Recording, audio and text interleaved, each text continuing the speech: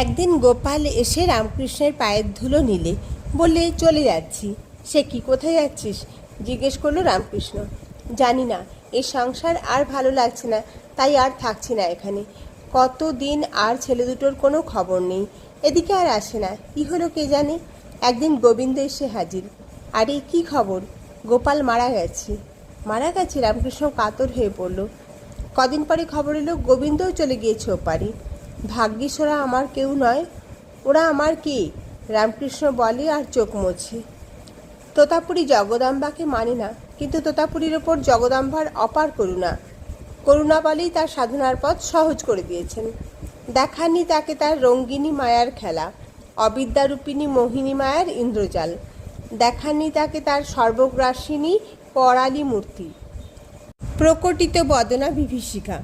বরং তাকে দিয়েছেন সুদৃঢ় স্বাস্থ্য, সরল মন, তার বিশুদ্ধ সংস্কার। তাই নিজের পুরস্কারের প্রয়োগে সহজ পথে উঠে গিয়েছে, আত্মজ্ঞানে, ঈশ্বর দর্শনে, নির্বিকল্প সমাধিভূমিতে। এখন মহামায়া ভাবলেন, ওকে একবার বোঝাই আসল অবস্থাটা কি। লোহার মতো শরীর, লোহা চিবিয়ে হজম করতে পারে তোতাপুরী।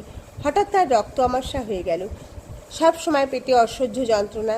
কি করে মন আর ধ্যানে বসে? ব্রহ্ম ছেড়ে মন এখন শুধু শরীরে লেগে থাকে। মনের সেই শান্তির মৌন চলে গিয়ে দেখা গেল শারীরিক আর্তনাদ। ব্রহ্ম এবার পঞ্চভূতের ফাঁদে পড়েছেন। এবার মহামায়ার কৃপা না হলে আর রক্ষে নেই। তোতাপুরী ভাবলে, এবার পালাই বাংলাদেশ থেকে, কিন্তু শরীর ভালো থাকছে না। এই অজুহাতে পালিয়ে যাব? হার মাসের খাঁচা এই শরীর, তাকে এত প্রাধান্য দেব?